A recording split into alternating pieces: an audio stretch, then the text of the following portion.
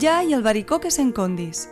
Estos albaricoques vienen de la región de Murcia, del pueblo Ulea, como la marca lo dice, tiene la marca del pueblo, que es una zona muy temprana, muy cálida, que son donde siempre se recolectan los primeros albaricoques de toda España.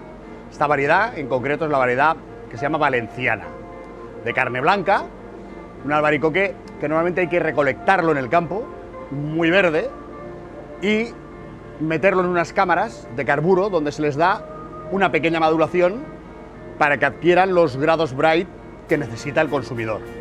Los grados Bright es el dulzor que tiene la fruta, el dulzor que ha de tener la fruta para que se pueda consumir óptimamente. Ya hay otras variedades que cogen la maduración y los grados Bright en el propio árbol, pero esta variedad en concreto es una variedad que se ha de recolectar muy verde, porque luego, si la recolectan madura en el árbol, llegaría demasiado madura al consumidor. Hay variedades en albaricoques, carnes blancas, carnes amarillas. El albaricoque empieza a principios de mayo, finales de abril, según la climatología del año, y estamos vendiendo albaricoques prácticamente hasta agosto. Vamos subiendo desde la zona más temprana, que les estoy hablando, de Ulea, Alicante, hasta la zona de Aragón más alta. Entonces hace su ciclo durante aproximadamente 2-3 meses. Muchísimas variedades.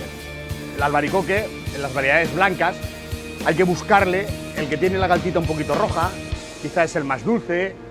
El que es muy blanco y no tiene nada de rojo ni de amarillo, pues normalmente no es tan bueno. Y luego, claro, luego están las variedades de carne amarilla, que son las que vienen después, que tienen que ser amarillentas con una galtita roja. Normalmente, siempre que le veas la galtita roja, el albaricoque suele ser más dulce que el que menos galta tiene, normalmente, ¿eh?